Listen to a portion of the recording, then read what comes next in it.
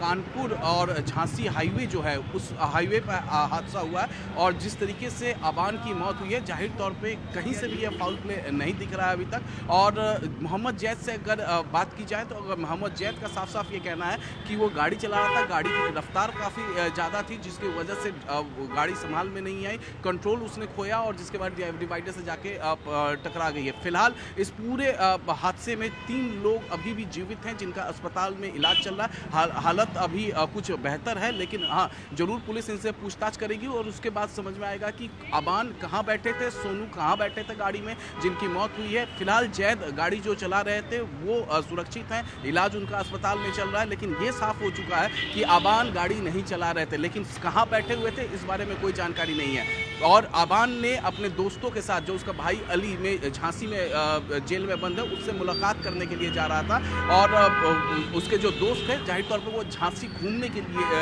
जा रहे थे इसी पर्पज से कि अबान जहां अपने भाई से मुलाकात करेगा तो उसके दोस्त वहीं पर घूमेंगे। फिलहाल जो है 3 लोग अभी भी जीवित हैं, अस्पताल में इलाज चल रहा है, घायल है।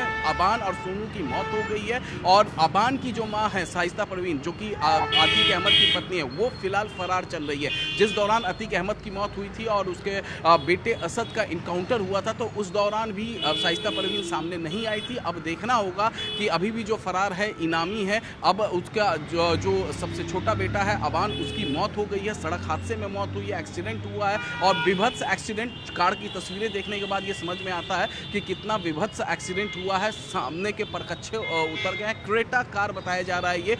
अतीक के 5 बेटे हैं कुल, एक की एनकाउंटर में मौत हो चुकी है, 2 बेटे उसके जेल में हैं और 2 ये जुड़वा बेटे हैं, अबान और शायद दूसरे का नाम एहसान है, ये 2 हैं। और ये बताया जा रहा है कि ये अपने मामा और नाना के घर पे प्रयागराज में रहते थे, उन्हीं की सरपरस्ती में ये लोग रह रहे थे।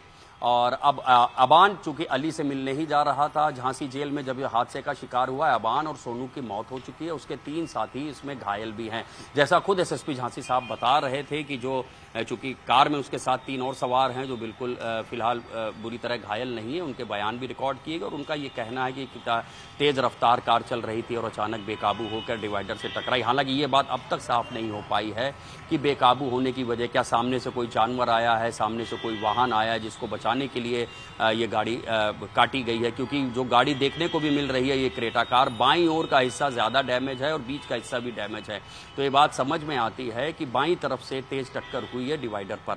हालांकि एसएसपी खुद मौके पर पहुंच रहे हैं, सीसीटीवी फुटेज निकाले जाएंगे, फॉरेंसिक मुआयना होगा और टेक्निकल ऑडिट भी किया जाता है, पूरी टीम जाती है, वो उसका टेक्निकल मुआयना भी उस वाहन का किया जाता है जो ऐसे सड़क हादसे का शिकार होता है, ताकि ये पता चल सके कि जब गाड़ी चल रही थी उस वक्त उसकी स्पीड कितनी रही होगी और क्या कोई उसके अंदर कोई मैकेनिकल फॉल्ट तो नहीं आया था जिसकी वजह से हादसा हुआ, फिर गाड़ी किस एंगल में लड़ी, कितनी रफ्तार में थी। ऐसे तमाम चीजें हैं जो कि टेक्निकल मुआयने में सामने आ जाती हैं, जिससे ये बात तय हो पाती है कि आखिरकार एक्सीडेंट होने की वजह क्या रही होगी। बाकी अगर सीसीटीवी फुटेज मिल जाता है तो तमाम कयास हैं, जो तमाम सवाल हैं उन पर विराम भी लग सकता है। मामला चूंकि अतीक अहमद के परिवार से जुड़ा हुआ है इसलिए अहम हो जाता है कि उसकी तमाम तरह की रंजिशें भी हैं, कारोबारी रंजिश है, जब वो माफिया था उस वक्त की भी उसकी रंजिश है।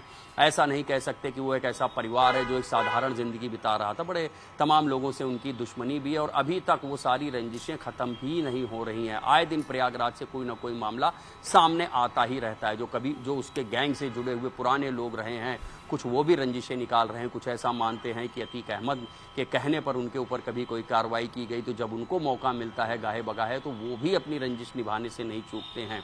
तो अब ऐसे तमाम सवाल हैं, चूंकि ऐसा परिवार रहा है तो जांच जरूरी होगी, जैसा एसएसपी साहब ने खुद भी न्यूज़ 18 को बताया है कि वो खुद मौके पर जा रहे हैं और जो प्रोटोकॉल होता है, जो एसओपी होती है उसको फॉलो किया जाएगा कि इस पूरे रूट को देखा जाएगा, जेल में क्या इनकी मुलाकात हो गई थी या मुलाकात ये लोग करने जा रहे थे, ऐसे तमाम सवाल हैं। क्या हुआ है, आप लोग कहाँ से कहाँ आ रहे थे? इलाहाबाद से झांसी आ रहे थे। हाँ, मैं तो सो गया था, ठीक है। गाड़ी में उठा तो मुझे खबर नहीं क्या हुआ, तो मैं अफरा तफरी में था। गाड़ी कौन चला रहा था? जैद जी। और उसके बाद जो पता चला हाथ में दर्द, सीने में दर्द, मैंने कहा ये क्या हो गया। अच्छा जी। तो आप लोग झांसी आ रहे थे? जी। किस काम से? ऐसे ही बस घूमने के पर्पस। अच्छा, ठीक है। चश्मदीद का बयान न्यूज 18 ने आपको सुनवाया, जिसमें कि घायल बता रहा है कि वो सो रहा था बैक सीट पर जिस वक्त ये हादसा हुआ। एक बार फिर से आपको सुनवाते हैं, क्या कहा है उसने। मोहम्मद उमर, क्या हुआ है? आप लोग कहाँ से कहाँ आ रहे थे? इलाहाबाद से झांसी आ रहे थे। हाँ, मैं तो सो गया था ठीक है। गाड़ी में, उठा तो मुझे खबर नहीं क्या हुआ, तो मैं अफरा तफरी में था। गाड़ी कौन चला रहा था? जैद जैद। जी। और उसके बाद जो पता चला हाथ में दर्द, सीने में दर्द, मैंने कहा ये क्या हो गया। अच्छा, जी तो आप लोग झांसी आ रहे थे? जी, किस काम से? ऐसे ही बस घूमने के पर्पज़। अच्छा, ठीक है। ने न्यूज़ 18 पर बयान दिया था कि पीछे सीट पर जो लोग थे वो सो गए थे। जायद गाड़ी चला रहा था और उसके ठीक बगल में अबान बैठा था बाईं तरफ ड्राइवर के बगल वाली सीट पे, और अबान के ठीक पीछे सोनू बैठा हुआ था और उसके बगल में जायद और उमर बैठे हुए थे। तो बाईं तरफ जो आगे अबान बैठा था उसकी मौत हो चुकी है, उसके ठीक पीछे सीट पर सोनू बैठा हुआ था, उसकी भी मौत हो चुकी है। उमर फिलहाल सुरक्षित है और जायद भी सुरक्षित है और एहजान भी सुरक्षित हैं।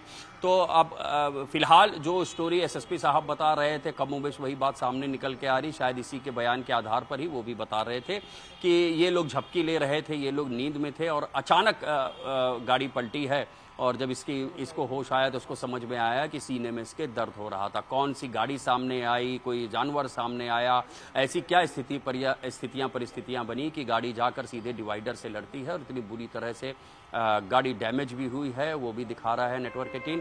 और अब ये बात सामने आई है कि दोनों ही शवों का, सोनू और अबान दोनों के शवों का डॉक्टर्स के पैनल से पोस्टमार्टम कराया जाएगा, पोस्टमार्टम की वीडियोग्राफी भी कराई जाएगी, और ये कह दिया गया है कि जो क्रेटा गाड़ी है उसका टेक्निकल मुआयना कराया जाएगा, टेक्निकल ऑडिट कराया जाएगा, फॉरेंसिक मुआयना कराया जाएगा।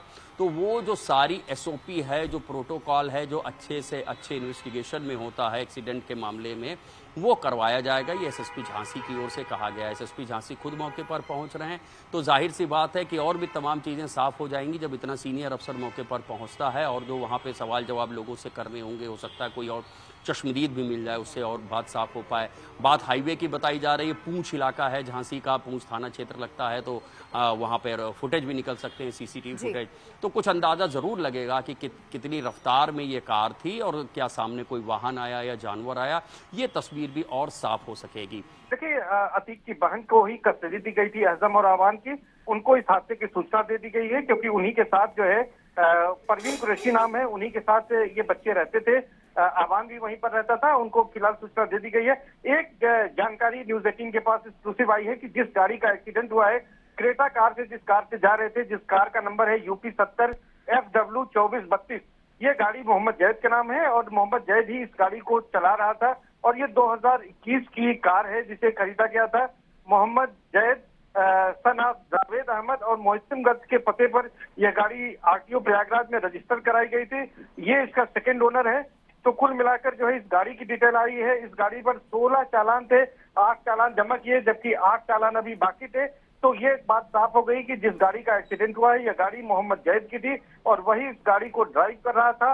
और चूंकि इस पर 16 चालान है, तो इससे भी अंदाजा लगाया जा सकता है कि किस तरह से रफ ड्राइविंग इससे की जाती थी, कि इतने चालान इसके के हुए थे, 8 चालान के भुगतान भी हुए थे। और कुल मिलाकर अब इस हादसे की जानकारी यहाँ पर आग की तरह पूरे शहर में फैल गई है। जो अतीक अहमद के करीबी हैं, रिश्तेदार हैं, उन सबको इस हादसे की जानकारी हो गई है। खुद अतीक अहमद की बहन यानी कि परवीन कुरैशी, जिन्हें एहजम और आवान की बाल संरक्षण गृह के बाद उनकी कस्टडी सौंपी गई थी, उनको भी इस बात की जानकारी दे दी गई है। अब कुछ लोग यहाँ पर, और खुद जो है अतीक अहमद का जो चौथे नंबर का बेटा है, वो अब झांसी के लिए रवाना हो रहा है थोड़ी देर में, ऐसी बात पता चली है। और भी कुछ रिश्तेदार वहां पर जा सकते हैं, ये भी जानकारी मिल रही है। और यहाँ पर चारों ओर अब इस की खबर है। अब आगे क्योंकि पोस्टमार्टम झांसी मेडिकल कॉलेज में कराया जाना है, उसके बाद आगे की क्या प्रक्रिया होगी, ये परिवार वाले अभी कोई जानकारी नहीं दे रहे हैं, लेकिन ये कि माना जा रहा है कि वहां से शव को लाकर यहीं पर अंतिम संस्कार भी करने की तैयारी होगी। जी।